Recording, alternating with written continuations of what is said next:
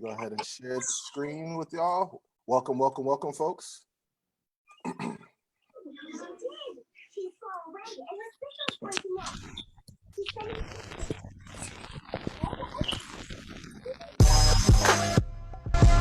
Yeah.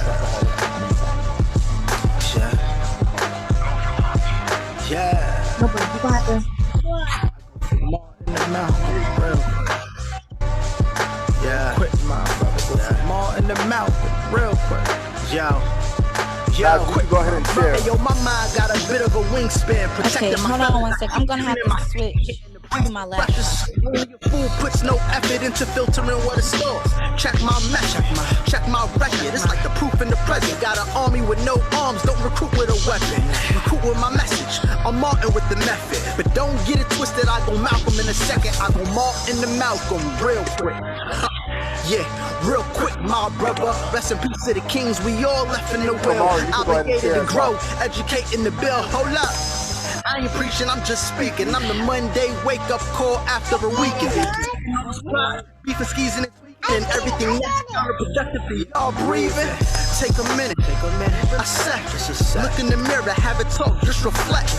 Keep peace with your homies, show them respect. Life is a trip, make sure your luggage is set. Fresh pair of kicks, gold on your neck. You a royalty, and don't you ever forget. Blood of a warrior in the grass dirt. Painted face and spears, get your ass smirk. Young Rafiki, skinny version in the dashiki. Tryna be covered in paper like I got CP. No hee-hee, not a game, you can't G me. This ain't PG, so you can save it like a CD. OD, 03, Fro Kobe, Mick Foley, many faces, still mostly same OG. Always did it for my home. Did it for the O's, you gon' see. Drink peg, young brother, it's a war.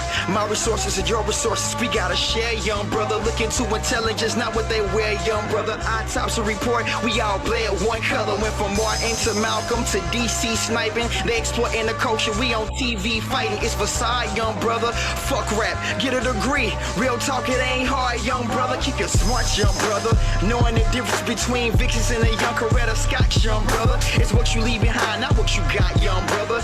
This bullshit got to stop, young brothers. These private prisons hold stock, young brother. And guess what? They Costco stock, young brothers. Niggas on sale like rollback prices. Free niggas getting it, they know that's priceless. Know your rights, please know that's righteous. Have love for them all, but no, they don't like us. Black is beautiful, my hue is my humility. We draped in gold, the memories instilled in me. Are you building or destroying, young brother? Or are you building to destroy our young brothers? Jobs are lacking, houses all packed in. War pops off, they gon' deploy our young brothers. It's a war and we ignoring young brothers. Please build foundation, start supporting young brothers. They about to stop playing our raps until it's sock pop saying we don't hear nothing back. It's a war and we ignoring young brothers. Please build foundation, start supporting young brothers. They about to stop playing our raps until it's sock pop say Malcolm. Yeah. That was a lot. That was really good. Yo, hey, welcome to the Soapboxx podcast. I'm your host, TJ Legacy, and I'm joined with the family. But first, if you just saw on our live stream, that is the Soapboxx premiere of Martin and Malcolm by our very own Alan York. Everybody give him a round of applause because that was dope. We just previewed that video. Dopeness. I'm going to start with the fam all the way from NYC. Alan York, what's good, man? The video was hot. Man? Thank you, man. Appreciate y'all showing the love. Hope everybody's well, man. I'm here. I'm sipping on exotic ginger ale. Hey. Saying got a little lemonade in it, you know. What's up? Talk to me. How y'all doing, family? No, we're good, man. Yo, so just real quick, I wanted you to talk about what was your inspiration real quick about behind that video. That video is going to, for our listeners, that video is going to be our basically our theme song for our social justice series, which is The Movement, Then, Now, and Forever. So I appreciate you lending your artistry and your creativity to us. What was your inspiration behind that real quick? I just wanted to ask you about that. I probably did that record in the middle of 2014, and it was just a lot of stuff going on. It was like every week we were being bombarded with new videos of of brothers being gunned down by state agents. So it was during that time for sure. As far as the visuals is concerned, I wanted there to be something that could just kind of reflect to show where we've been, because I always feel like you got to know where you've been and know where you're going. And, you know, shout out to my brother Regular, who I automatically knew was the perfect person to kind of be the yin to my yang on this record. And anytime that we're having these type of conversations, it's always going to be like a Martin. You're going to have a Martin, you're always going to have a Malcolm aspect, but we all trying to get to the same goal. So, you know, I appreciate it. I think it's dope that it actually sounds good still in 2020, even though unfortunately we're still dealing with some of the same things. So I appreciate y'all. I appreciate the opportunity and the platform to share that with everybody. Oh, no doubt, no doubt, no doubt. Hey, all the way from Duval County, Jacksonville. What's going on, Ish? How you doing? Hey, I'm doing pretty good. Been out all day, but good nonetheless. How are you doing? Ish is still out here thugging it in the war against COVID. Yes, being safe, guys. Don't be stupid. Yes, be safe and everything, all that good stuff. All the way from Boston, Brockton, up north. We're just gonna say up north. The lady from the north. I actually like that. We're gonna start saying that. The lady from the north, Jesse. What's up, Jesse? How you doing? What's popping? I'm doing good. You know me, just sipping on some exotic wine, Aled. Listen, I'm just gonna say it out here. These Trump stimulus checks have come out, and so my co-hosts clearly don't know how to act with their bougie ginger ales and their outings during the pandemic, and now we have this wine and baby hairs. Y'all don't know how to act, huh? That's real cute. That's real cute. But how's everybody doing? You know, Alan, shout out to your song, because like I was jamming, you know, I was really enjoying that. Ish and Javonni, I see y'all doing the lip thing. Y'all couldn't tell me. But you know, I'm really happy to be here, and you know, let's see what we got in store for y'all today. Absolutely, and we can't forget in Tallahassee, Florida. Tallahassee. What's going on, Hampton on the Hill? What's up, Javonni Hampton? How you doing? Hey, I'm doing good. And yes, I did catch that. Yes, we rocking it. I felt like it was for the occasion, dark lipstick, what we're talking about, you know. I feel you. Yeah, you know. real militant, real militant. Yo, I love it. And shout out to you, Javonni. The YouTube channel is going well. I did catch some of your episodes.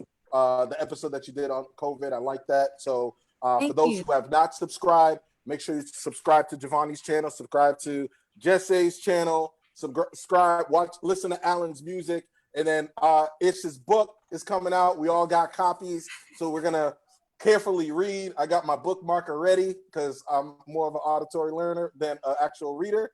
So I'm ready to read this book carefully, and then we'll definitely talk about it towards Father's Day. And to be clear, I'm a contributing author in the book. It's a bunch of women. Yes, it's contributing author, but we know you, so it's your book. So you like, that's what we care about. Yes, and my bad. I do want to introduce. No, you're good. I do want to introduce a good brother that I know personally. Always kind to pick up the phone call. An intellectual brother that will really elevate the conversation. The Black aristocrat himself, Attorney Camara Williams, man. Thank you for joining. Welcome to the Soapboxx podcast. Thank you all for having me, man. I appreciate it. I apologize about that. I don't know what happened. Right house, my Wi-Fi all jacked up, but no, you know, we're we're good. working it out. Listen, there's been times where my internet has messed up, and I've literally left the show from a phantom, like has just snatched me off the show, and they've had to continue. So we are an unscripted, uncensored show. We just roll with the punches, have fun. But we do want to have our conversation as we continue our series. I got a lot of positive feedback off of the episode we did, episode 1, part 1 of the movement, Then, Now, and Forever, as we continue our social justice series. However, before we get to that, we have an unpopular opinion for those who are interested or watched the hit TV show Insecure. We have Ish with her unpopular opinion that we've all been dying to hear and discuss as we kick off this episode. So Ish, go ahead. What's your unpopular opinion? We ready? My unpopular opinion is that Molly and Issa are both right or wrong, however you want to put it. And this is why I say this. They both have been judgmental, looking at the other, saying things that they shouldn't say. They're both adults. You don't need to tell a person how they should be living their life or any of that, either one of them, and they both are guilty of doing that. The other thing is that both of their feelings are valid.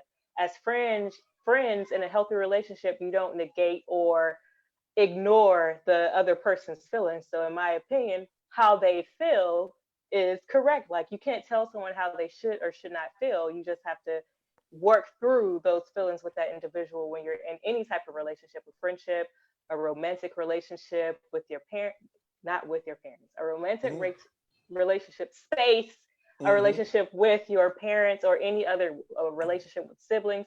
You validate that person's feelings and you respect them and you talk through just the issues that you guys are sharing. So that's the biggest thing that I think should happen is that I can't think of the character's name, but and what is her, the light skinned girl who was just pregnant? Tiffany. Tiffany, yeah. Yeah. Played by Amanda Seales. Yeah, Amanda Seales. So that's who I was trying to think of her actual name. But anyway, she said it best when she said that there was just a breakdown in communication. And that happens in every relationship where you may start feeling a certain type of way when a person is progressing or growing in a different aspect of their life that you may not agree with. That's not for you to tell them to stop growing or stop being that way. You're supposed to commit to allowing your friend or whoever partner grow. That's just all of us. That's what humans do. So when there's a breakdown there, there's a shift, there's a transition, and you see that things are different, you need to communicate like, hey, I noticed this is how I feel now, and really work through it with that person. And just really quick, like I had this experience with one of my friends and we both are growing in different ways. But when you love the person and you've known them for so long and you actually want to maintain and keep the friendship or the relationship, you don't just toss it out and start being like super judgmental and be like, girl, bye. Like you actually do work through it, talk about it, say how you're feeling, and just try to continue to like be mindful of the other and take steps to kind of like grow and heal and love unconditionally. Okay. Now Camara watches the show, and I actually decided to crowbar Insecure in there. Thank you for your unpopular opinion, even though I disagree. But it ain't about me. I want to get to Camara. Camara, what's your stance? What's your take on this whole Molly Issa situation as far as the show is concerned? Who's right, who's wrong? Because I know on Twitter, specifically Black Twitter, there's been a lot of going back and forth. Who's right, who's wrong? What's your take on it? I thought, first of all, the show was incredibly nuanced as far as the build up to that particular episode. And I don't know if it's an unpopular opinion. I actually saw Molly's point. I think what Molly did was wrong on two occasions, but was Molly wrong in the way she felt? No. Molly, the frustration happened, and I did this on Facebook where Molly was tired of actually carrying the emotional weight of Issa, and there was no reciprocity involved in that. And it's just like in any relationship, as was previously stated, when you're always the one carrying the water for somebody, you get tired of carrying the water. So even when there might be this might be a good time to actually, you need to carry the water. You're like, no, I'm tired, because all the other times I was carrying it, you know what I mean, I was not receiving the same give and take as far as that relationship was concerned. You know, there were vignettes that Molly said, she never even came to this dinner when I won a big case, or you never saw in the last 3 years where Issa was showing up for Molly, but you did see in the last 3 years where Molly was showing up for Issa. And that, for anybody, that gets tiring. We've all had friendships where we've always been the one person always showing up, and then we start looking around like, damn, man, you know what? I'm always doing for you, man. Like what? Like, and it's not even that you want somebody to do for you, but it's like it gets tiring. Like you every time I call you, always ask me for something. You always, I need a favor. Can you help me up? Can you hook me? And it gets exhausting after a while. And then even when it might be that one time when they actually might really need you and you can help them, you might be like, nah, I'm sorry, I can't do it. Even though you might be able to do it, you just might be like, I can't do it. And I think that's what's the issue. And then also the second part of that was Molly and Issa. This was a season where you saw personal and self-development. And I think Molly and Issa are not used to seeing each other operating in a realm of success or improvement. And so that was the big strain, because right now Molly was always used to Issa looking at being as somebody as a taker, right? And not somebody as, or not following through or continuing on or doing something. And and Issa always looked at Molly as somebody who is not healthy in their relationships, as opposed to somebody who is trying to get better. And I'm not saying Molly doesn't have her issues, because she's deeply insecure, hence the title of the show. But what happens is when you have friends who are used to seeing you through a certain purview and they haven't improved their scope of you, then when you start doing something new, they start saying like, well, that person's still the same, doing the same old blah, blah, blah, blah. And you're like, well, no, I'm actually making some registered changes in my life. I'm trying to change, and it's not, I understand that used to be me, but I'm trying. I literally am trying to become better and be better. And you need to give me credit. And that goes vice versa. And I always say this in my own relationships that, sometimes we get caught up in arguing the problem and not addressing the issue, which is which is a very separate thing. We have to get down to the issue, not the problem. And I don't think they did that. And you're right, it came down to a breakdown in communication. So that's my point of view. Well, and I'm gonna toss it to Jess, and segueing off of your point. Are we afraid to just say, because it's her show, that Issa's character is the problem?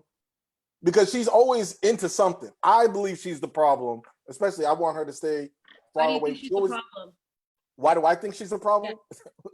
Yeah. I'm glad you asked. No, I don't know why I keep saying, I've been saying Issa, Ishna. I've been getting that mixed up all day when I've been having this conversation in my head. No relation to her character, by the way. But Issa, like Camara was saying, to echo his sentiments, is someone who is draining. It's someone who is always got a struggle story. You ever had those people around you that's just a bad luck person? Every time they got a story, you could be like, man, I'm having a great day. This is going on in my life. Things are going great. And next thing they'll be like, oh, word. Well, I just broke up with Lawrence, and I think I'm about to get evicted, and I think I'm like, it's just like, damn, like you ain't, like you just bring it. She's like, yo, Molly's like, yo, and I'm not a big fan of Molly's character at all. But in this instance, when she is talking about like her elevation, she's getting in a relationship, she's growing as an individual, and it's like friendships also, I believe friendships also have to be equally yoked, right? And I think a lot of times people don't realize that. There are times where I've had to step back away from friendships because at that point in time, not because you don't love that friend, we're not on the same level at this point. You see what I'm saying? And if you're the smartest, they always say if you're the smartest person in the room, you're in the wrong room. If you're the one that's always pouring into people and no one's pouring into you, there's a deficiency there. And I think Molly, like sentiments echoed, just had enough. And as you're watching the show, Issa has been the common denominator for a lot of different drama on the show. And so for Molly to have her breaking point where it's like, yo, even when I try to set boundaries and be like, yo, I don't want you to engage with a man, go through me. You try to finesse.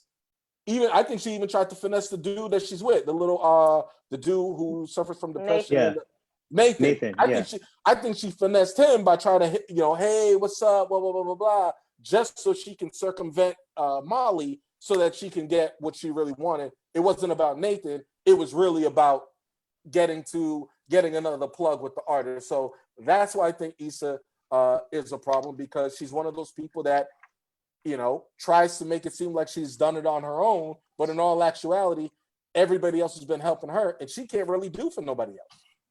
I had no problem with her going through Nathan, though. You know? No problem with that. No, I had no problem with that. I agree that I'm sorry. Let everybody else speak, because I already spoke. No.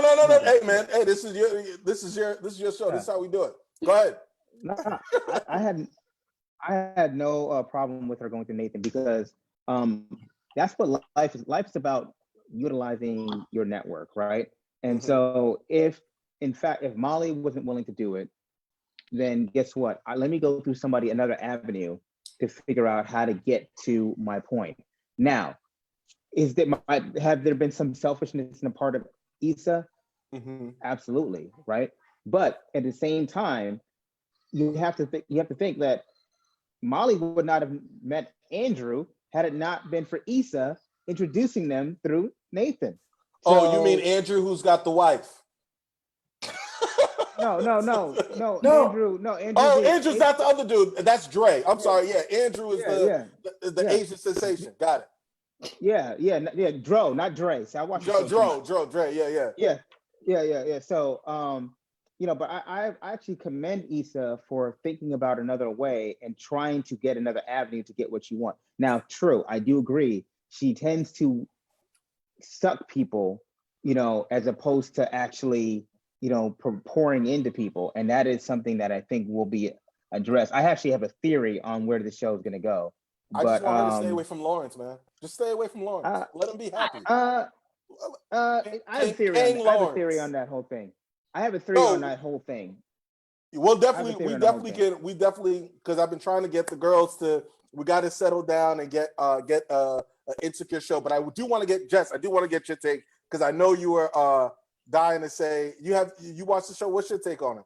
I watched the show. I watched the last episode. I mean, I don't really have much to say about it. I agree with everybody's point, but I will say that I feel like Molly didn't have to address it the way she did at Issa's event. That was Issa's I agree. moment. Issa was happy, and if you're talking about like friendships being equally yoked, that was her success story. That was something that she worked hard for. We saw throughout the whole season that she put a lot into it. So this is her moment. She found a way to make it happen. Everything was going good. They was over there doing what's that dance called? The wobble. They was good dancing. They were having a good time. And then like you find out this information and you decide to address it right then and there. For me, that was unnecessary.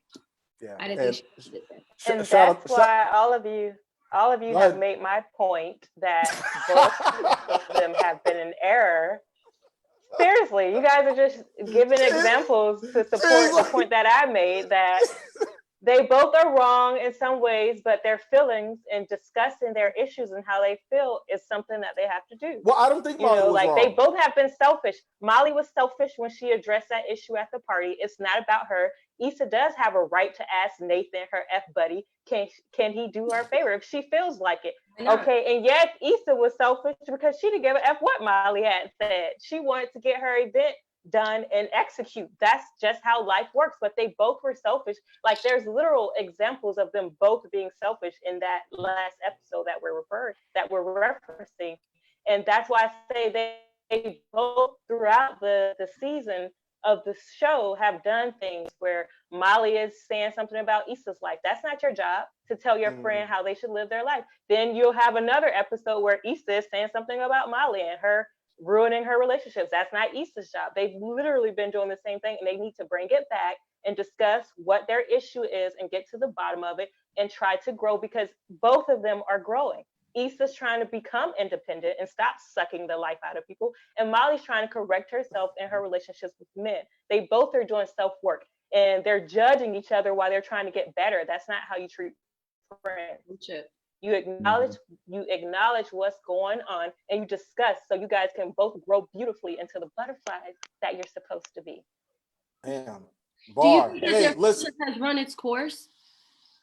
Yes. No. If they love each other, if they still love each other and want the friendship, I think that they can make it work. That's just any relationship. If you still have love there and you want it. But it's not high school though. Like there's times, and I've said this, like there's times where I wasn't equally yoked with my friend, but there's times where I needed to step my game up and I was being draining and stuff. And it's like, it's all good. And sometimes there doesn't need to be no beef with your friends. There's times where people literally just grow apart. There's no beef. There's no animosity. You go your way. I go my way. It's just, we're just cool. We're like, we have, like we're cordial with each other. There's no beef. There's no hostility.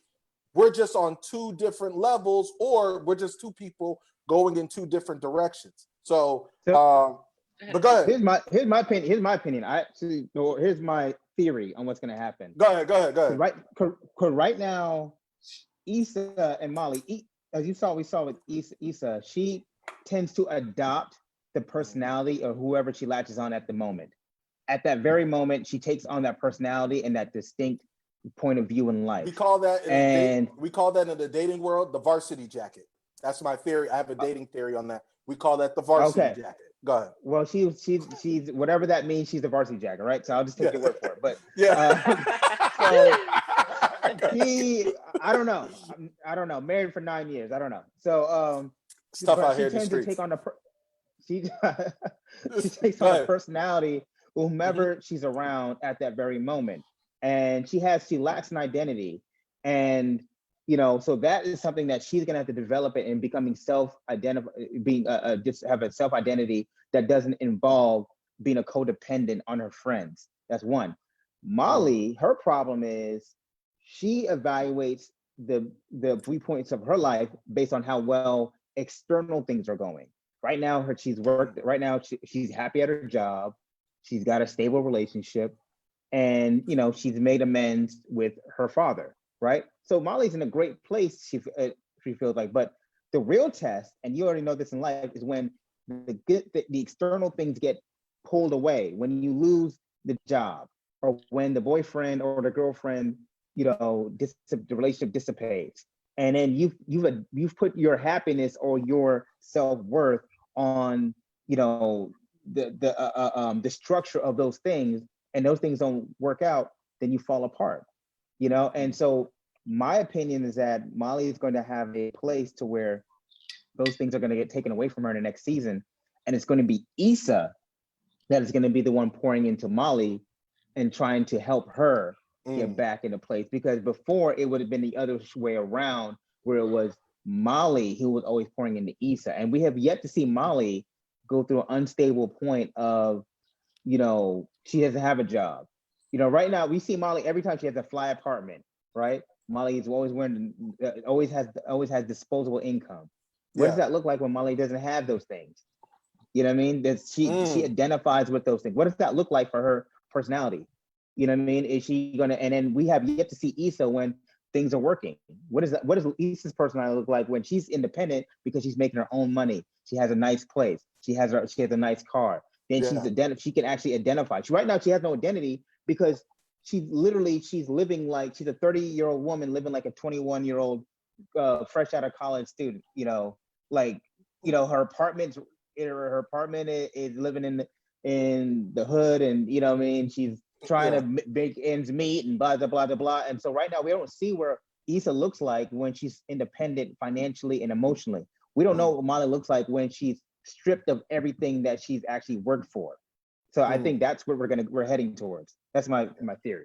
See, I look, if this is a conversation, this brief conversation is an indication we need to do that Insecure episode, because there's clearly a lot to, and this is just one topic. There's a lot of things I was gonna say to unpack. Go ahead, Alan, real quick. No, I was just gonna say it's extremely layered. So we could definitely deep dive this on a separate type of pod. So I think you may be on to something with our little Insecure spinoff. No, absolutely, and definitely, and for the people who are listening to this podcast and watching this on live stream, if you haven't seen Insecure, make sure you check it out. And for the fellas who probably like, nah, I don't want to watch that show, it's a good way. I wasn't into the show until I was someone put me onto it, but I was like, once I watched it, I was like, all right, this is cool. All hail King Lawrence. And praise to, hopefully he is safe in these troubling times, on the show. on the show. But hey, as we continue to our series on social justice with everything that's going on, as we switch gears for a second, I definitely want to. This episode is about part 2 is about the agents of white supremacy, and so people may say agents of white supremacy. What is that?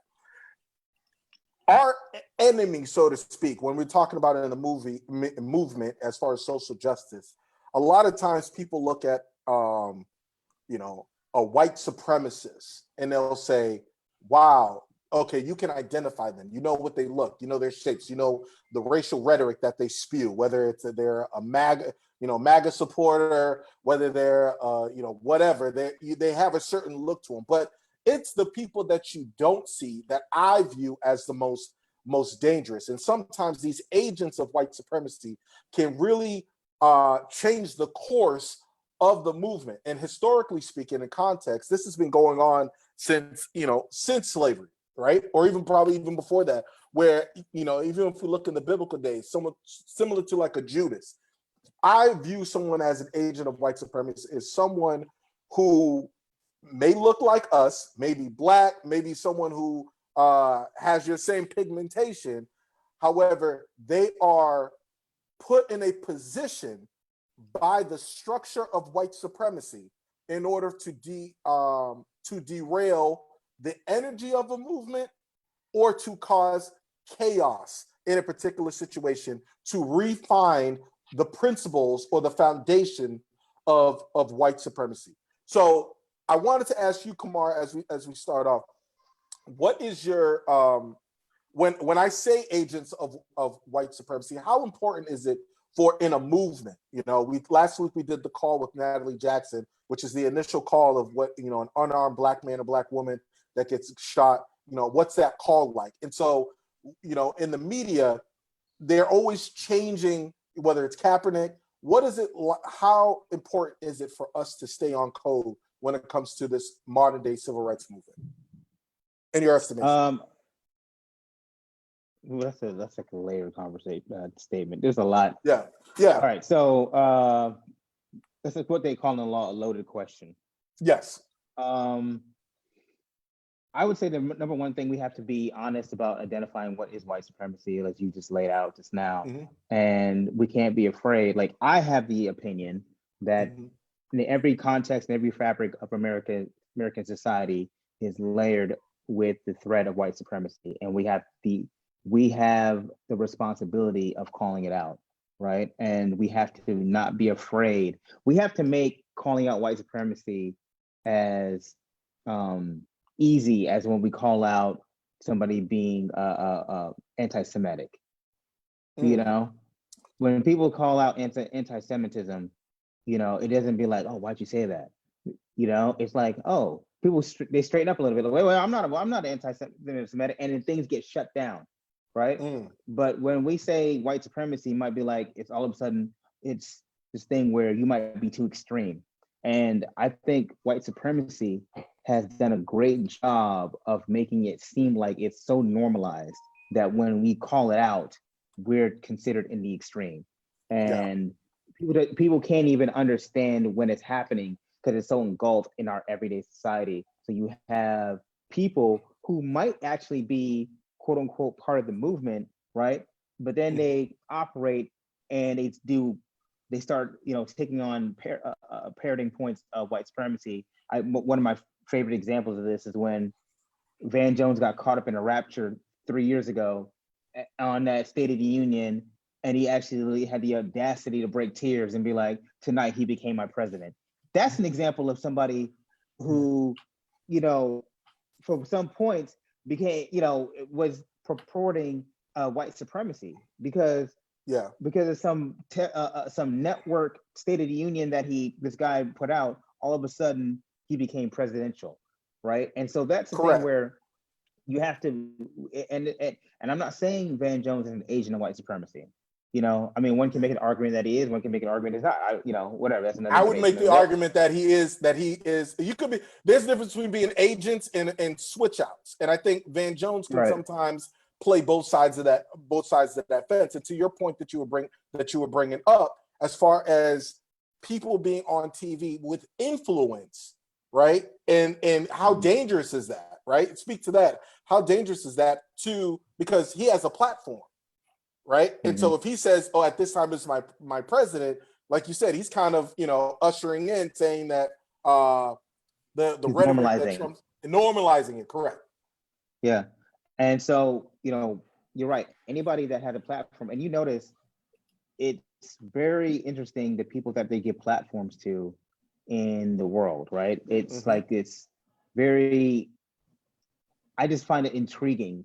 The people that are often given the biggest microphone and the largest platform in order to espouse their views. And when somebody that's says something that might be deemed radical, there are, what are they, or it's not even radical, but they might be something outside of the context of American white supremacy, they're deemed radical. When in reality, they're speaking reality into the situation. But they're not given a large platform. They're just giving a small momentary skew of a moment to hear their view.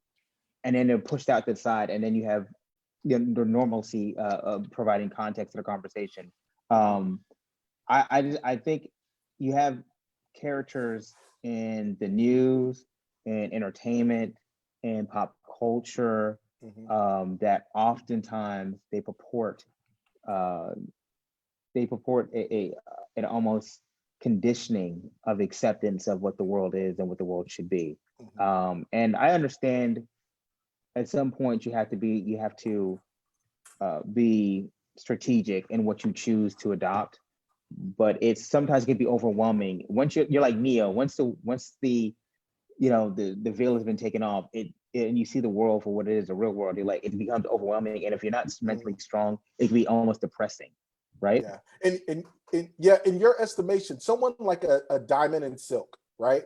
These two ladies who get onto their social media, they have a platform, or they're giving a platform and elevated, as you pointed out, by white supremacists to reinforce Trump's rhetoric, where they'll say, oh, Donald Trump is the best president, doing things for Black folks, and basically skewing statistics and really logic, just to kind of basically discredit anything that anybody else says on a major network, to say that Donald Trump is not doing great things for African Americans. You have people like Diamond and Silk that are basically, they're a modern day minstrel show, right? So my question to you is why do you think someone like a Diamond and Silk makes a decision to align themselves to refine white supremacy? Monetary. If you know the story behind Diamond and Silk, you realize that prior to their shucking and jiving, they actually they had a YouTube channel, and it was actually on the Democratic side, right? And they were espousing views of democratic socialist ideals, and it got no hits. And I think they made they made a pointed decision to say, okay, nobody's looking at our video, so what if we put on the bad wigs and we put on 10 pounds of makeup, and we move our necks like this every time we talk, that reinforcing racial stereotypes, reinforcing a racial stereotype and archetype of the Black woman who's loud and ignorant and snapping and all that, and it's what will that take? And it's the same thing with Candace Owens. They're all following the same line of, they found a lane. And I don't know if you've had this conversation, DJ, but I've had it where somebody's like, hey, Camara, if you come over to be a Republican, you can make a lot of money. I have. People will be surprised, but I have. Someone has actually told me, because I'm an activist and I have influence, especially at the height of everything that I was doing. They're like, man, you'd make a killing or a great candidate if you would change your party. Yeah. So they dangle that what is it, that 30 pieces of silver or whatever. They dangle that carrot in front of you. Yeah. And I will tell you, capitalism, again, is the structure of white supremacy, because capitalism will force people to lose the morality of their decisions in order to capitalize and be able to pay their bills, right? And so we all might joke, say, somebody puts $10 million in front of me, I might put that MAGA hat on. You know what I mean? Somebody might say, hey, I'm gonna give you $10 million tomorrow. All you gotta do is put the MAGA hat on. You might, red is my favorite color. And to be hugging. Let me ask Alan. Alan, or actually, I'm gonna get to Alan, but let me ask Javonni. Javonni, when you have, and I'll get to you, Alan, when you see someone like a Kanye West, or you see those all the HBCU presidents, around Trump, or you see who else was out there? Steve Harvey and those, different celebrities that are trying to, gathering around Trump and trying to support him, shaking their hands for photo ops. Do you think less of them, or do you feel like there's the greater purpose as to why they're doing that or aligning with him temporarily? Or is that like a permanent stain if you see someone align with Trump? I think that when you decide that you want to be exposed, like as a celebrity, or you decide that you want to have a certain position in life, once you choose who you are going to be, it's hard to come back from that. And I think like as a journalist or a TV, someone who is a TV personality or a host, whatever, reporter, if you decide, like, once you put yourself in this frame, people expect for you to stay in that area. So if you're Black Power one day and I support Donald Trump the next day, then it's just a big question mark as to, wait, why are you switching sides?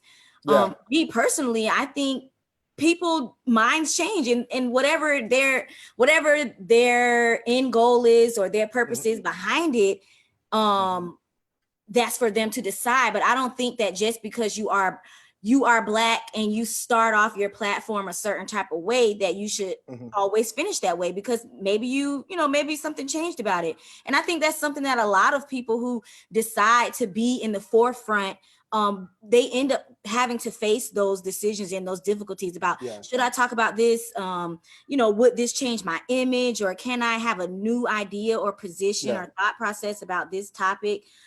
So when I saw the conversation with Steve Harvey and Kanye West, I mean, somebody has to get inside. Somebody has to get inside to even start a conversation. If we're talking about prison reform, I don't care who it is. I'm happy that it is Kanye West. If it's Kim, if we're talking about prison reform and trying to release people out of prisons, then let's just get it done.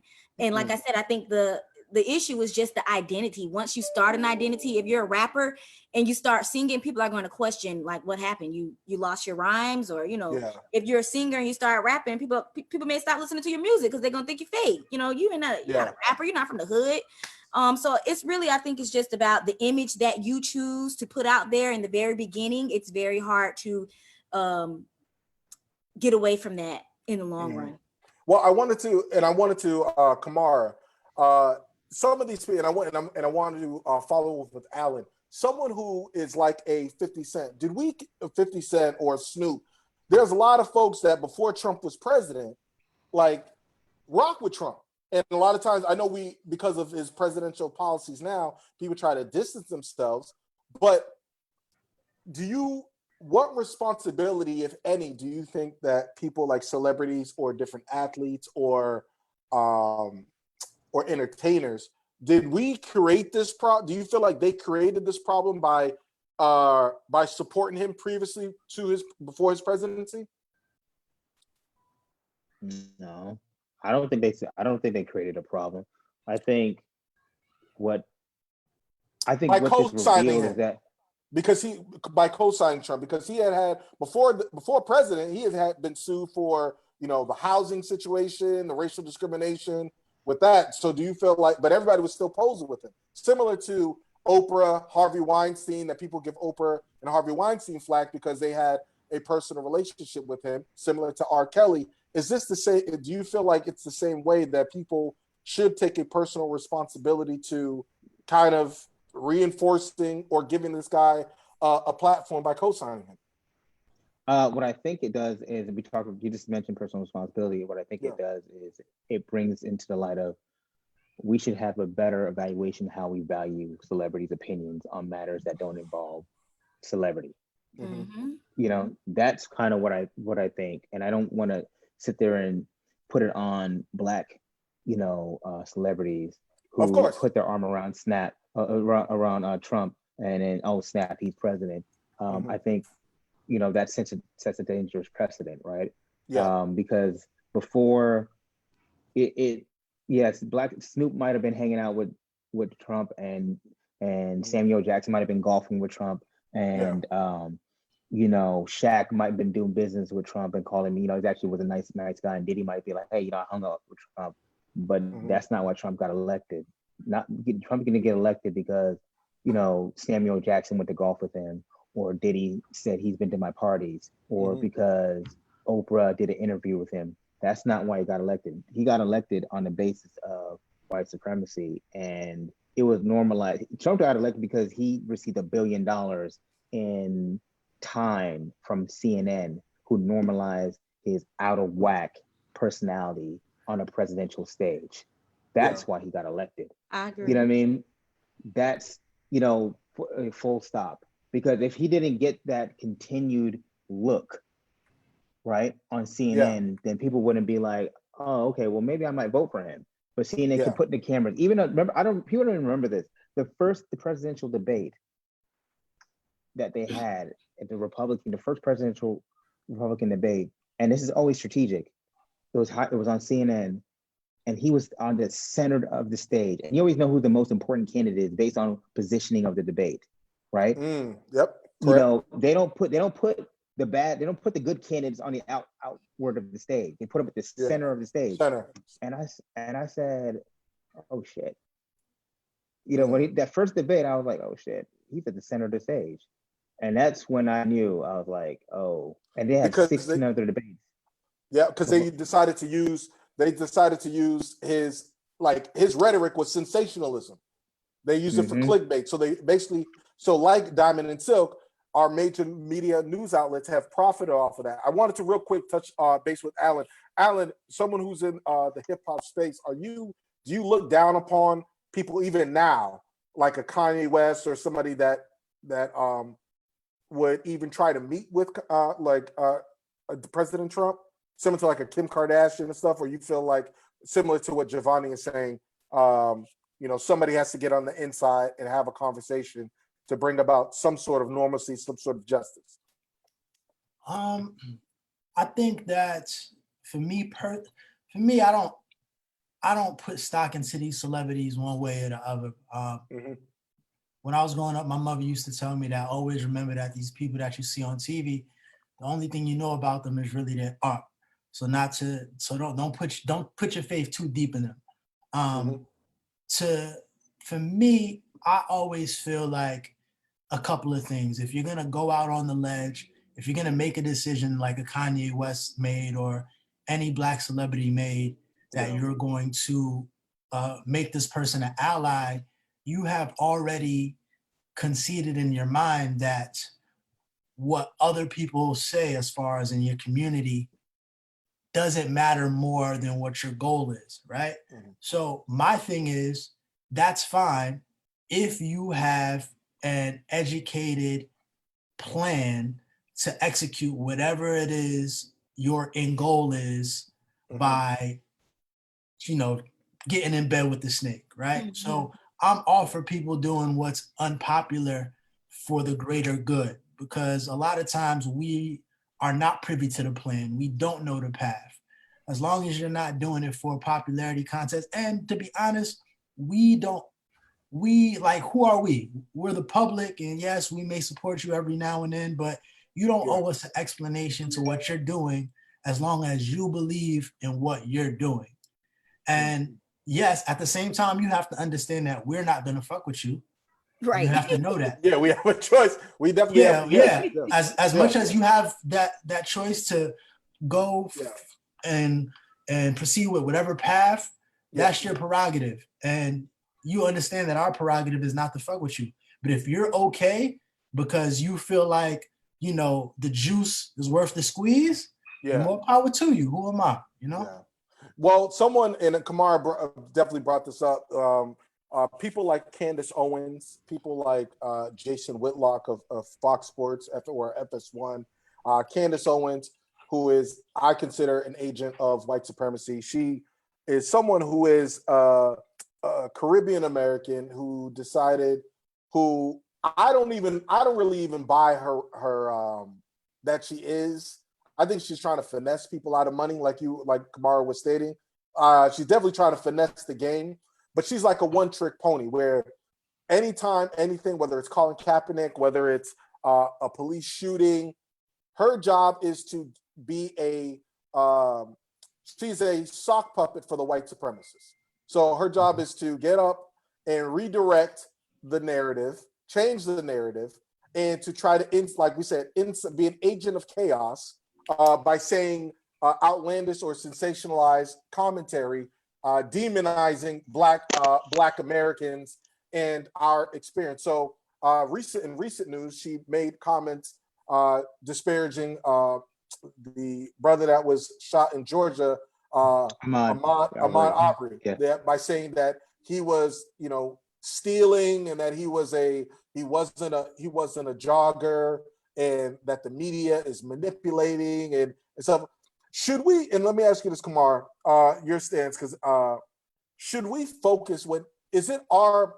Should we spend our energy checking people like a Candace Owens when they say stuff like that, and feed into her, or should we continue to stay on message as far as getting justice for Arbery? Is it important to address people like a Candace Owens or Jason Whitlock in your estimation?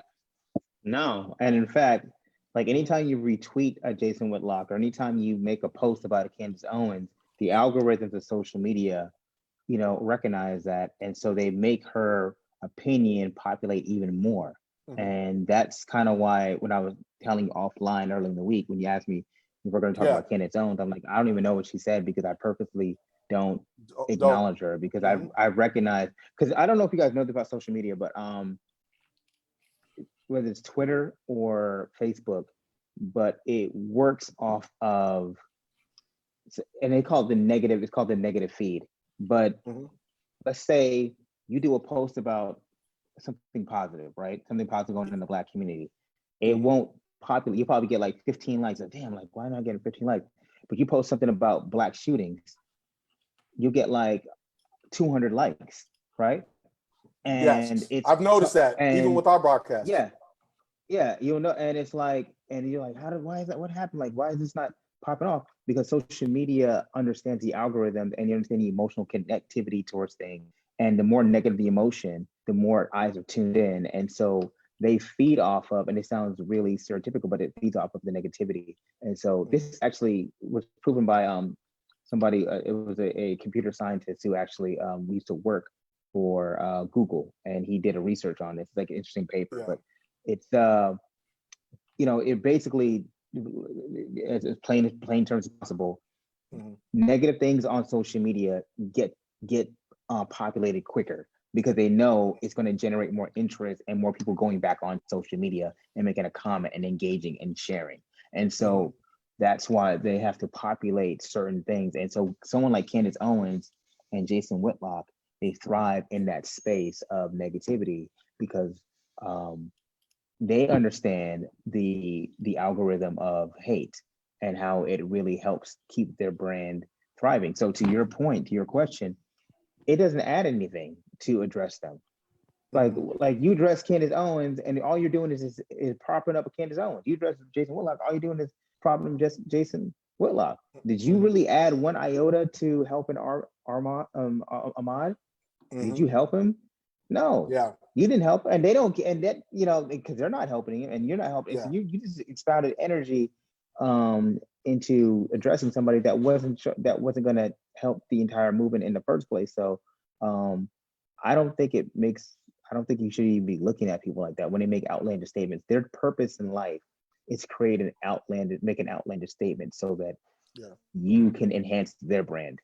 Yeah, I agree. I think that it was important for me to ask that question for those who do watch or listen to the podcast, who get frustrated or angry when they say, like, when you see a whole bunch of people retweeting Candace Owens or giving her a platform, but in a way, she is important. And I will say this, she's important because when she tweets something, it's important to see the people who are commenting or the people who do share, whether they're on your Facebook or your social media, the people who do share this stuff, because she is a shield for the white supremacists, right? So I consider Candace Owens, I think Candace Owens is a political escort. So basically, whoever's the highest bidder, she is the Mia Khalifa of politics. So whoever's the highest bidder, she's gonna do the job, right? And so there's a lot of people who, when Candace Owens says things, they are going to use her like, oh man, did you see what Candace Owens said? What do you think? Anytime, and for the people who are on social media, anytime they share and say, well, what do you think about that? Or food for thought, making it seem like they're having some sort of thought-provoking conversation. What they're really telling you is they're telling on themselves, they share her views. There's something about her. So it's important to identify all the little white supremacists who troll or share her stuff or who prop her up, so that then you will know or be able to identify and navigate the waters. That's similar to the argument of, yeah, go ahead. Can I say this about Candace Owens? You can tell it's all a game, because she gives a lot of surface level analysis, and then when you press on it, it falls apart. So anybody who's like really serious about anything, like a subject matter, and they become a subject matter expert on it, they can give you the details down to the very, like, well, I've researched this, blah blah blah blah. Correct. But she's been, this is why a couple of years ago I stopped paying attention to her, because I've seen people press her on her strong opinions, and be like, well, no, that doesn't add up because X, Y, and Z, and then she falls apart, and you're like, oh, okay, this is a game for you. Regurgitated white supremacist talking points. It's the Fox News cycle. It's you know, and that's how important media is, where media can say one thing. Like, for instance, when you look at the space of sports, you know, people say on ESPN they can play something at 6 o'clock in the morning, and that one narrative is running on 10 different shows, and now all of a sudden you have this crazy notion thinking that, you know, LeBron is better than Michael Jordan, or LeBron has somehow surpassed Kobe Bryant, in my estimation. You just continue because they just continue in this narrative. Similar to when it comes to social justice, there are people on Twitter that's their job. And I think it's important for us to have that conversation, or to address that, to say there are people that are dedicated to just changing the narrative, just because. Similar to, but I want to ask you this, Camara. When you see, like, should we not support, like, BET had him on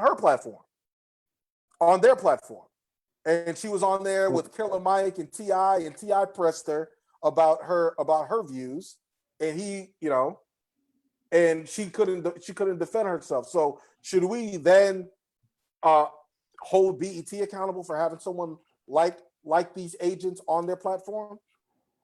Yeah, by not watching it. Okay. No, I agree. You don't have to, because BET's not going to put somebody on there that's not going to draw ratings. So, they put somebody on there and then nobody showed up to watch it. You'd be like, okay, well, we can't have her on there anymore because nobody cares. It's all about relevancy, think about what, like, Killer Mike, though, on the opposite side of the spectrum. Yeah. There are more people who like Killer Mike because of the whole Bernie Sanders thing, and they can't even tell you a single Run the Jewels song. You know what I mean? They can't even tell you anything about Run the Jewels. And so what networks realized about 6 years ago is that Killer Mike draws an interest to people when he speaks, pointedly about things that are important to him, and especially concerning Black issues. So they keep putting him on. Keep putting him on because he's garnering a return on the platform. If nobody cared about what Killer Mike was saying, they wouldn't put him on there, because it's damn sure not about his album sales, right? You know what I mean? It ain't like he's selling out. He's on more than artists, who probably, I don't know, the City Girls, right? The City Girls probably. I'm not trying to purport City Girls, but I'm just saying the City Girls have probably sold more than Killer Mike has sold, or Run the Jewels has sold in the last 10 years. Right? Got it. It's not about sales, it's about the return on the eyeballs. And I think networks, they recognize that. And if Killer Mike wasn't productive in producing people's attention, we wouldn't even care about what Killer Mike had to say, or T.I., or any of them. Well, speaking of in that space, I definitely, because we wanted to touch on the agents of white supremacy, and we touched on politics with someone like a Candace Owens and a Diamond and Silk. We touched on the sports and the narratives and the rhetoric of a Jason Whitlock. But we can also have these culture vultures can also be agents of white supremacy. One of them who I view as an agent, who's literally an agent, who's an informant, was rapper Tekashi 6ix9ine. Alan, Tekashi made some headway as we segue into that. He's made some headlines recently, especially with IG, right? Yeah.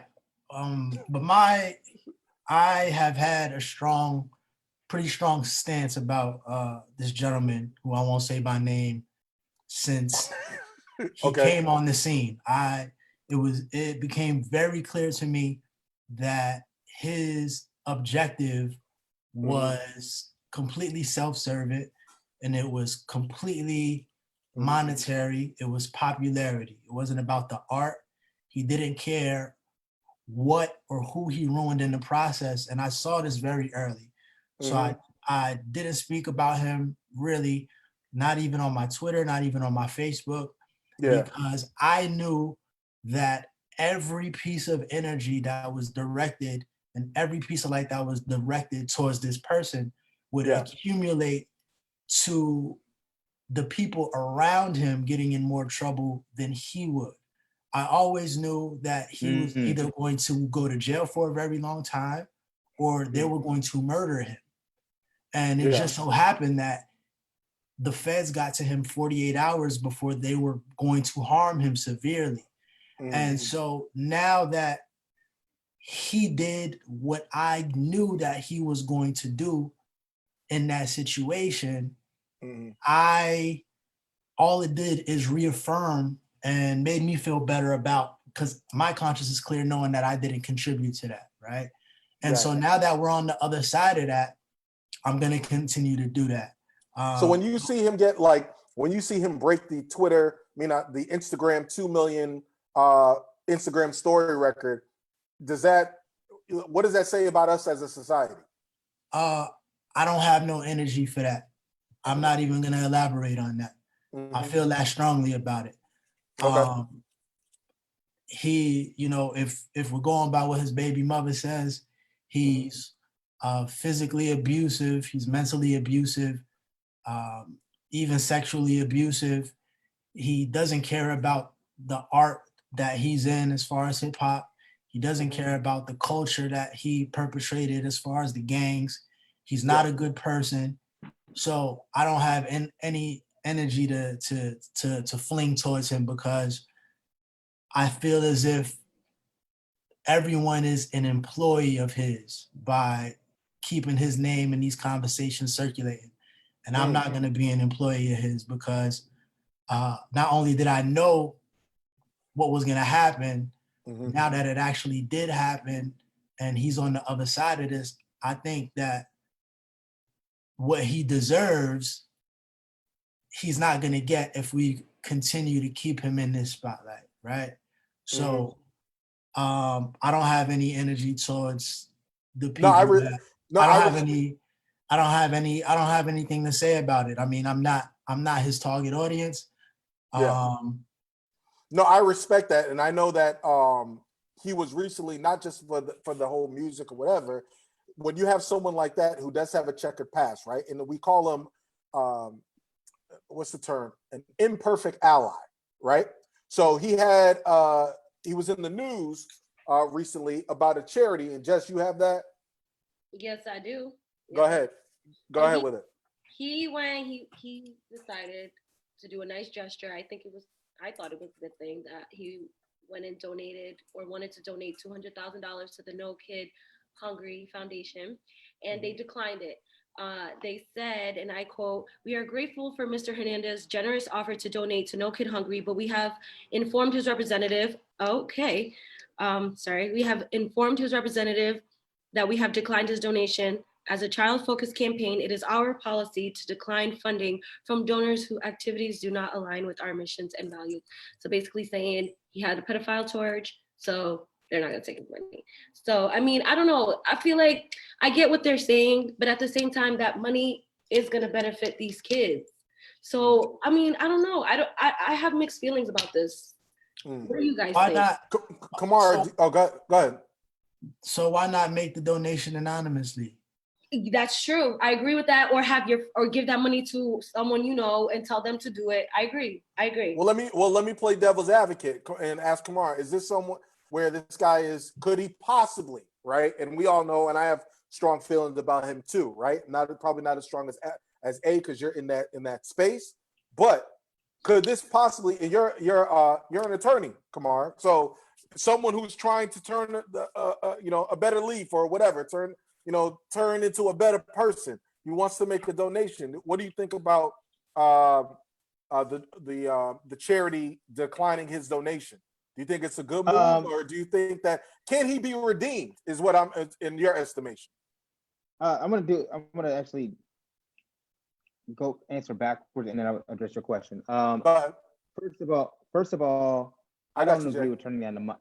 I don't agree with turning down the money because the objective to me is the children. And if we're gonna hold a standard of, well, I don't like who this person is, then we got to hold that standard to everybody that gives money, because I'm sure not everybody give that money is walking around, with a halo over their head.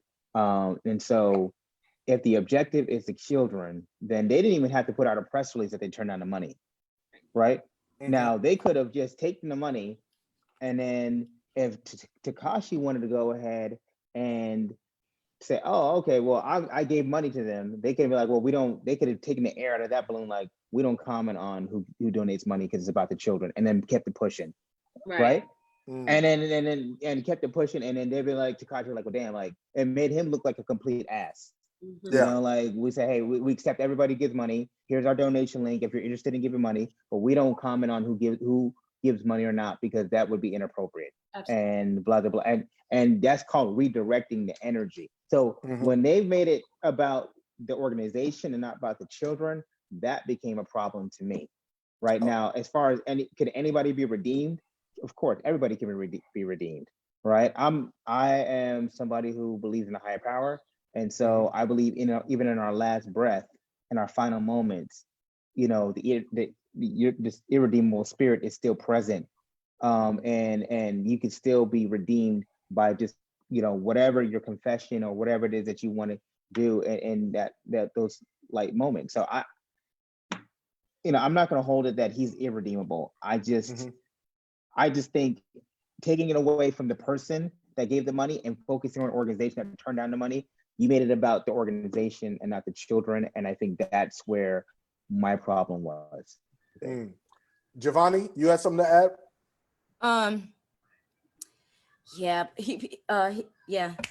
Camara. You got your bars? He stole your bars? Yeah, he pretty much. Well, I disagree. Go ahead.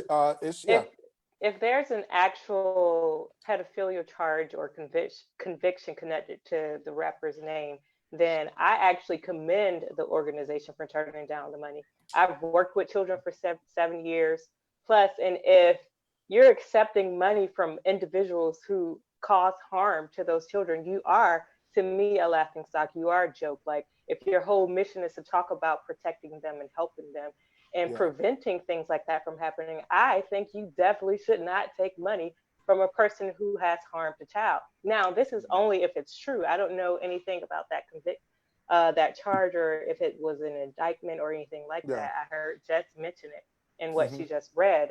But if that is true, like, absolutely, it's like, you fuck my child and give me money, and I'm supposed to be like, yeah, give me that money because it's going to help me feed my child. Absolutely not. But wasn't it a matter of him like I'm not saying what he did was right, because I don't condone it in any sense, but it just correct me if I'm wrong. He filmed an act of pedophilia. I believe that's what it is. But I guess this goes back to the old argument. Wait, how old was this? All money. It was a minor. How old? 13. And like recently? I don't know if it was recently. Yeah, it was something where he was actually, I believe he was actually convicted. But I don't think, like, I commend the organization for not taking the money. All money is not good money. Exactly. Just because someone gives you charity doesn't mean, that you should. I kind of feel like what we were saying, it kind of cosigns, him. because what he likes to do is, like similar to what Alan was talking about, is he then likes to use it. He's a clout chaser. So he'll use it for clout. So he'll try to justify whatever bad actions that he does, or heinous crimes, or the things that he does in the community to troll. He'll justify his actions and use them as a crutch to say, oh, I can't be that. I can't be this bad guy.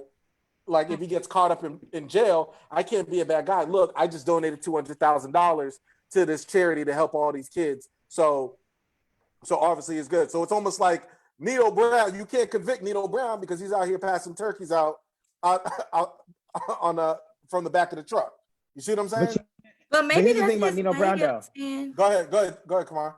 Yeah, go ahead. Oh, I'm sorry. No, lady, Javonni, go ahead. I'm sorry. I was just saying that maybe, people, they deal with things differently. And you know how just like sometimes guys, when they mess up, they always bring you gifts. You could treat this the same way. Like he just may not know any other way. Now, I will say he probably took the easy way out because he could have divided that money and given it to each individual family, like actually put effort toward it instead of just saying like, here, let me just find a group and just send them money and they do all the dividing themselves. But I'm saying people do that every day. Like he's not the only one. It's just he has a lot more money to do it with, but this happens in everyday life. You cheat and then you bring home a gift.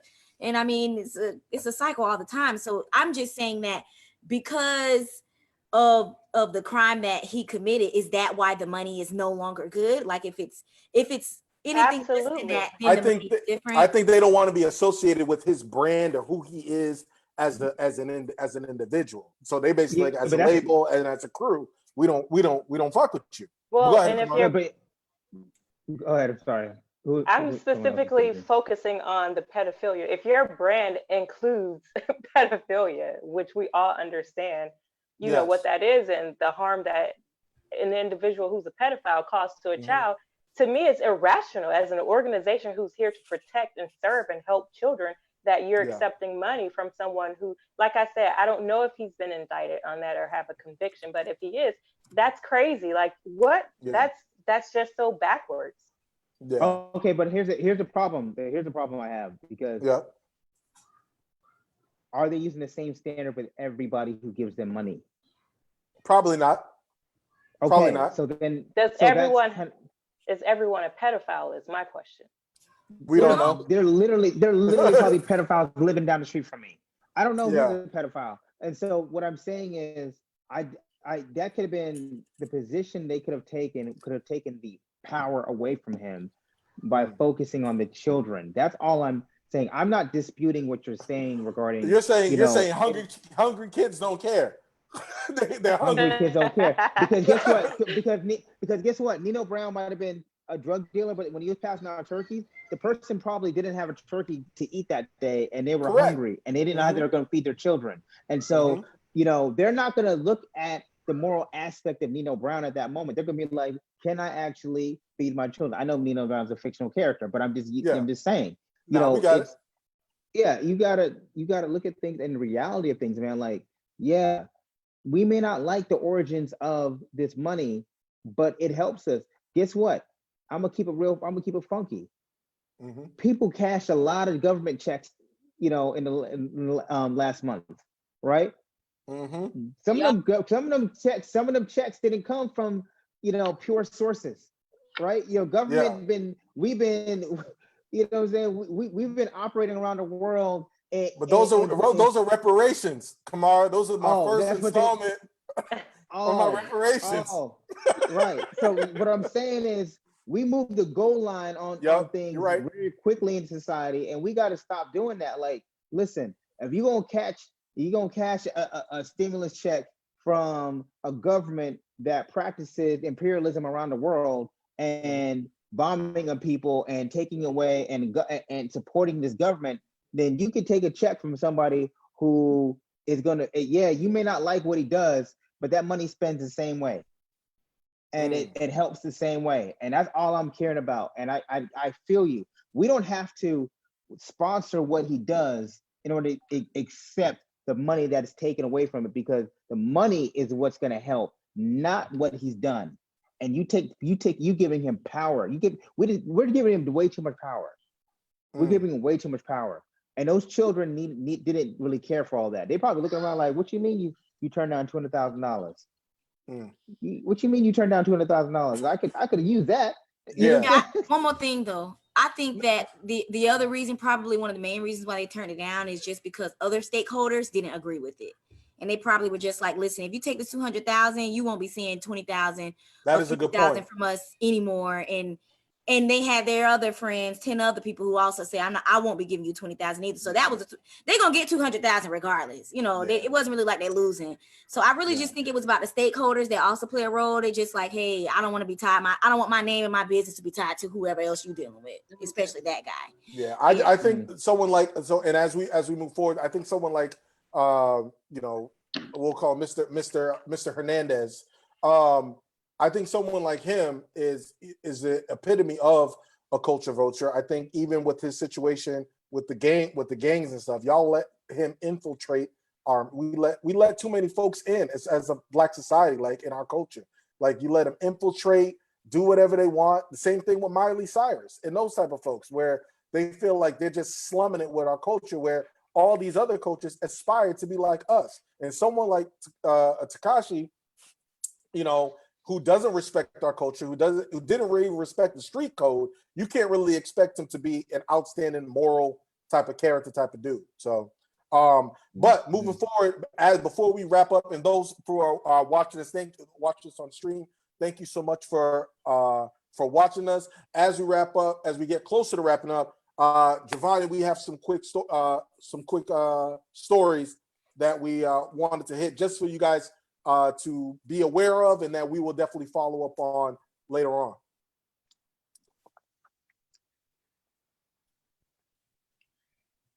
Javonni, you got it?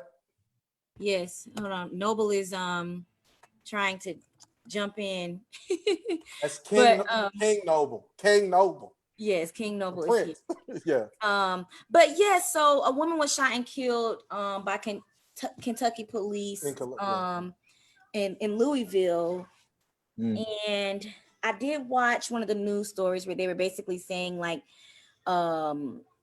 it was they executed a botched search warrant and forced their way in, and she was already armed. She started shooting, they were shooting back.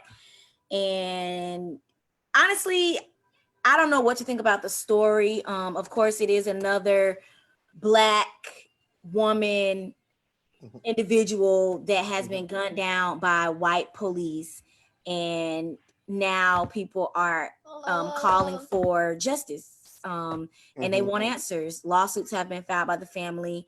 Her name was Breonna Taylor, and she was an EMT worker. So it's a lot of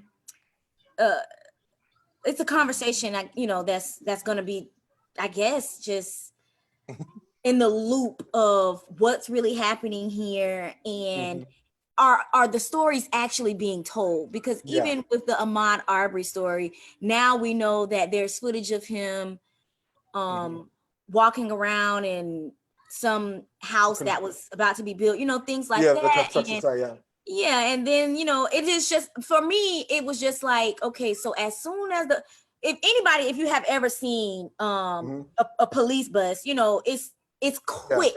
I mean, it's quick. Bam. So for her to be ready, like, for me, that was just like, whoa, like, but at the same time, she's an EMT. Who knows? She may have police training. I don't know. But yeah, so that's what's really happening right now. The incident happened March 13th in Louisville Metro Police Department, and now there's an investigation into her death. The police were not arrested, if I'm correct. Right. And neighbors said they did not hear the police announce themselves, but they said that they did. And yeah, here we are again, just trying to get answers, trying to figure out what's happening. And I appreciate the criminal justice advocates who are trying to get those answers. Yeah, well, I think that's definitely going to be a good segue for next week, because we are going, next week's part 3 of our social justice series is going to be really highlighting Black women in the movement, specifically, y'all know I can't say that word.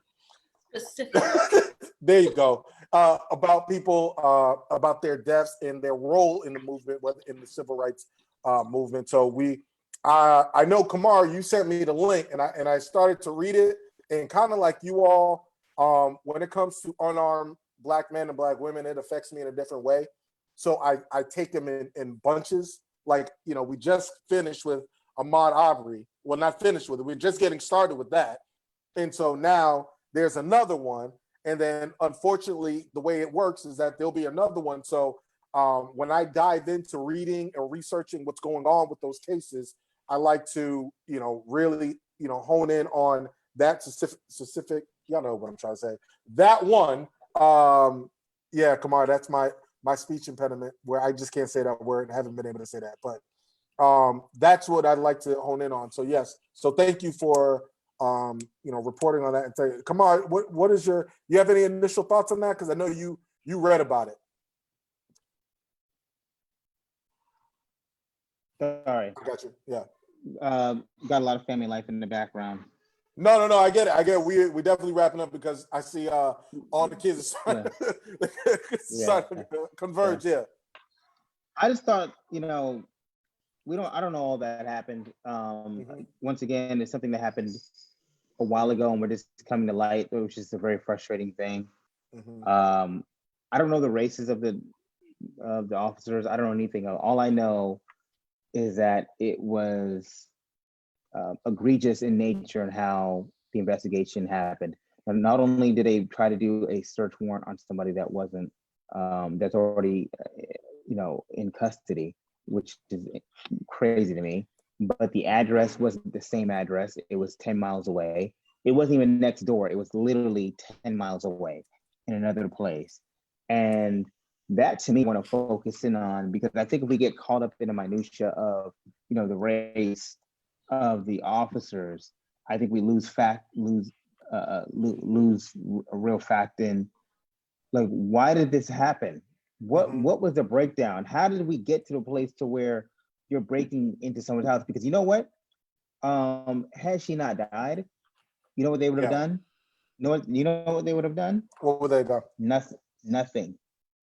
They would have said, "Hey, our bad, wrong house. We're sorry. We broke your door. Yeah, we ran up in your house. It happens. We wish you best of luck." But Kamar, did they say that it was the wrong house? I didn't hear that. Yeah. Oh, I missed that part. It was the wrong house. It wasn't. She wasn't even a suspect. So she wasn't a suspect. The person that they were targeting, not only were they in custody already, but the address was 10 miles away. It was not the right address, right? And then so they had a warrant that was called a no announcement warrant. So they didn't have to even announce. They could have barged in. Now the police are saying that they did a knock and announce, but that flies in the face of what the purpose of the warrant was. So they didn't even have to do that. And why that doesn't make any sense, because if it was a knock and announce, the boyfriend says someone broke in. They came in the house. All he thought was, as most rational people think, he just started busting shots because he thought it was a burglar. Because they had any gear on identifying that they were police officers. They were in, plain clothes gear. Well, no, the black, clothes, and they weren't wearing identifiable clothes to highlight their law enforcement credentials. And so, especially in split-second moments, you're not looking for that. You're just, especially if you're not even thinking, you're living in that type of like mentality, like, I'm expecting my house. Like, I can go to bed tonight. I'm not expecting people to be breaking down my door. Yeah. Right. So if somebody comes in my house, I'm thinking first that they're trying to violate my family, not that they're coming to arrest me. And so I am going to be busting out shots. And if you're not even in that world of thinking that, why would cops come in and break into my house? You're going to shoot shots. And that, I think that is the unfortunate thing that I think needs to be addressed, because guess what? Had she not died, that's the most unfortunate part. But had she not died, nothing would have happened. Yeah. Nothing would have happened. It would have got swept under the rug. They would have gotten reprimanded. Oh, don't do that again. And that's it. It took someone to die for somebody to say, "Oh yeah, we messed up on that really bad." Yeah. And so that's, to me, I how do we fix that? How do we correct that? Do we start throwing people in jail for making mistakes, making fatal mistakes? Even if it's just a scrivener's error, do we start making people understand you can't mess up that badly because it causes a fatal mistake? That's kind of where I'm at with it. Like, do you have to start penalizing people to the highest forms of the law to make people understand that you can't do that? There has to be a major deterrent. You have to be a deterrent, because otherwise, if you're not dotting your I's and crossing your T's, you're just doing scribble scrabble, and you don't care if you're getting outside of the lines. Yes. And we need to make sure people are operating within the lines, because there's no coming back from being killed from an errant bullet or whatnot. So I agree. Listen, hey, we definitely thank you, Camara, for being on the show. As we get close, we're wrapping up.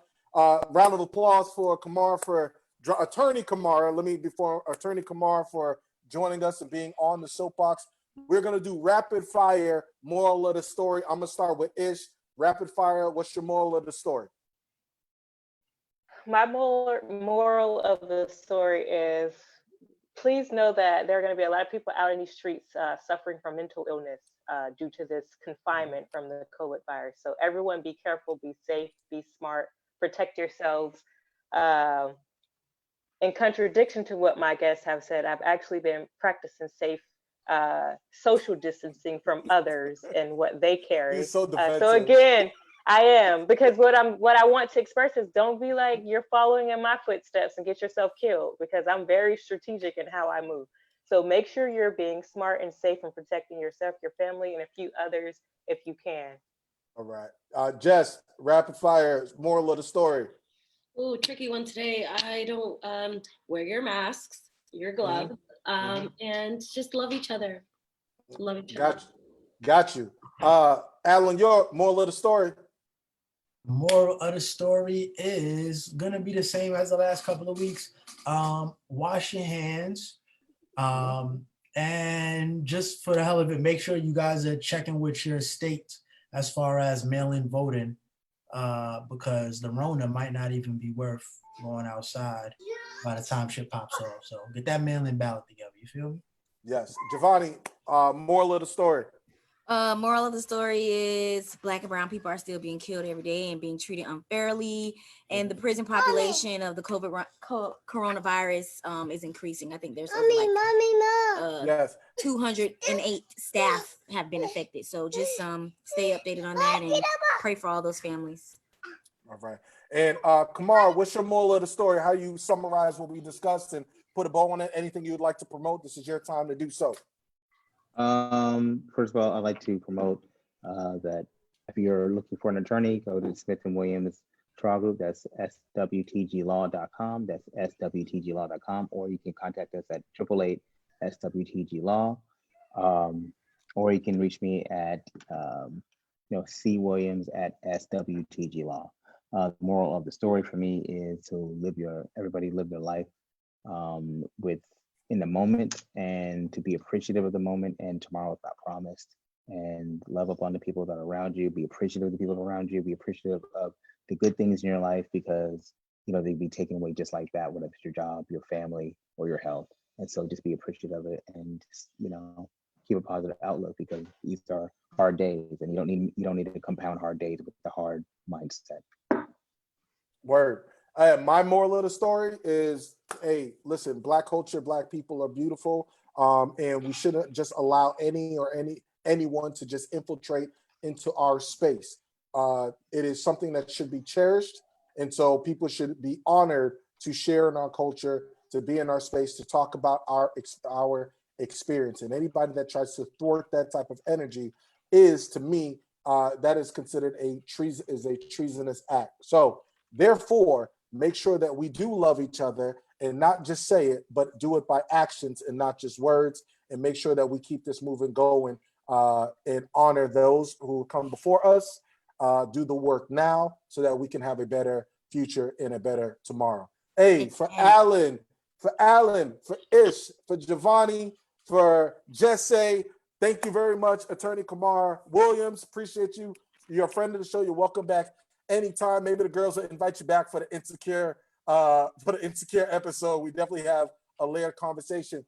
Thank you all for watching or for listening to us. You can find us on Soapboxx Podcast with 2X on Instagram. Camara, real quick, shout out your Instagram or your Twitter real quick so people can find you if that's what you like to do, if they want to see all your on Facebook, you can find me at just Camara Williams, obviously Camara Williams. On Instagram is the Black Aristocat, and on Twitter, same thing, the Black Aristocat. So, as simple as that. All right. Appreciate you guys for joining us for part 2, part 3 next week as we dive into women of the movement, specifically Black women and their experience. Thank you all so much. Soapboxx Podcast. Peace. We're out.